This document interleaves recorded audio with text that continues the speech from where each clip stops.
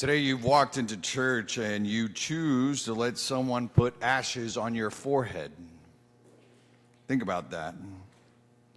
In a world obsessed with image, success, youth, and control, you voluntarily step up to be marked with dust. Why? Well, because somewhere deep inside you know something. You know that promotions don't satisfy. The vacations don't fix it. Distractions don't quiet it. Endless hours of scrolling don't heal it. There's this restlessness in the human heart that no achievement can silence. Ash Wednesday names that restlessness. Return to me with all of your heart. The first reading tells us. Not with part of your heart, but not with the polished version, not with Sunday morning version, with all of it. Your ambition, your fear, your guilt, your hidden wounds, your exhaustion, your ego, your loneliness, all of it. We live in a time where everyone is ready to tear their clothes in outrage. We protest, we react, we criticize, we expose, we post, we cancel. But very few are willing to tear their own hearts open. The prophet Joel doesn't say, rend your neighbor's heart. He says, rend your heart. That's different. It's easy to diagnose what's wrong with the neighbor, what's wrong with the world. It's harder to let God diagnose what's wrong with me. Ash Wednesday is not about public performance. It's about interior honesty. And here's the radical truth. You cannot return to God on your own. If this were self-improvement, Lent would be a fitness challenge. If this was therapy, Lent then would be a journaling exercise. If this were moralism, Lent would be a checklist. We're talking about grace. Grace that comes from God himself. He says, return to me, for I am gracious and merciful. God does not shout from the distance. He says it from the cross. St. Paul says something almost shocking. He says, God made Christ to be sin for us. The innocent one stepped into our mess, steps into our shame, into our dysfunction, into our death. He didn't stand at a distance and criticize humanity. He entered into it. That's the price of your reconciliation. The cross is not some religious decoration we wear around our necks. It's the cost of your rescue. So when we say return to God with all of your heart, we're not talking about joining a club. We're talking about aligning your life with the one who gave it to you. The one who gave his life for you. And here's where it becomes uncomfortable.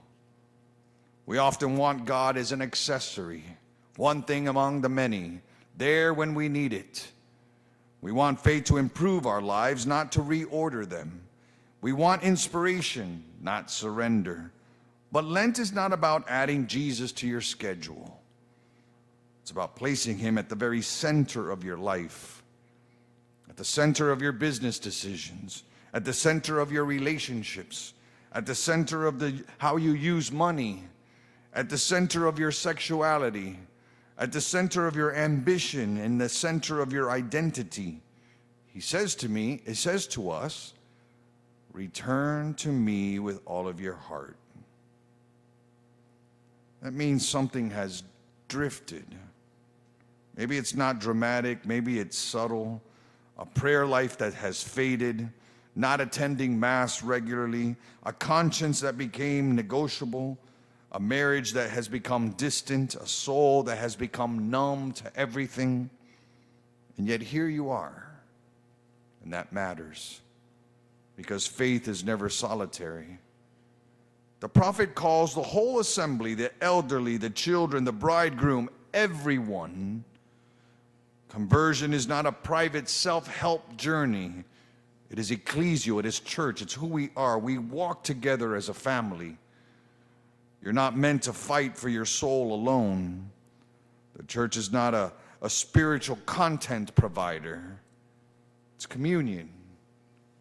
Christ came to gather the scattered, to pull into one body, to remind us that we belong to something larger than ourselves, that truth lies outside of ourselves.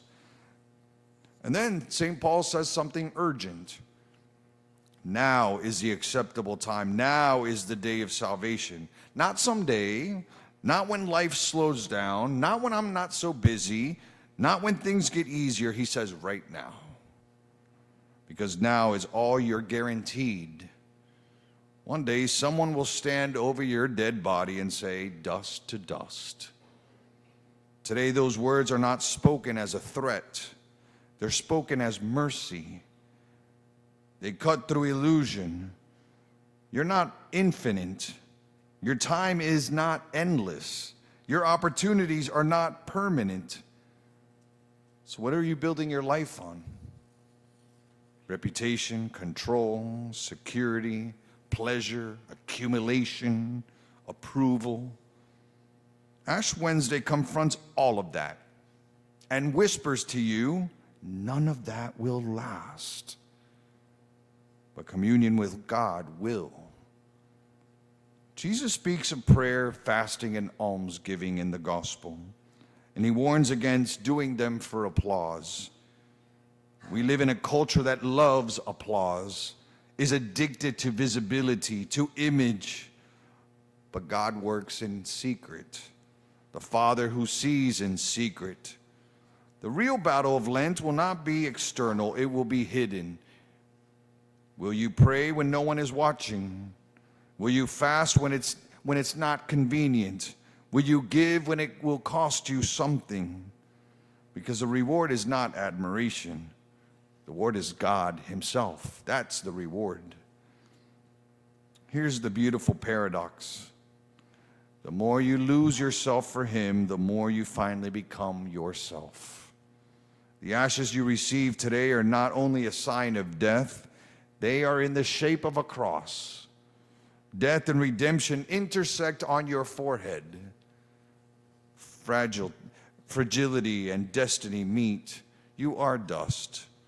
But you are dust that's been loved by God, dust that has been redeemed by Christ, dust that is destined for resurrection. This Lent can be cosmetic, or it can be transformational.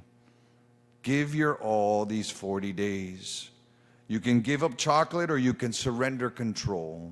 You can attend out of habit, or you can return with your whole heart. No one here, absolutely no one, is far gone. No one here is too indifferent.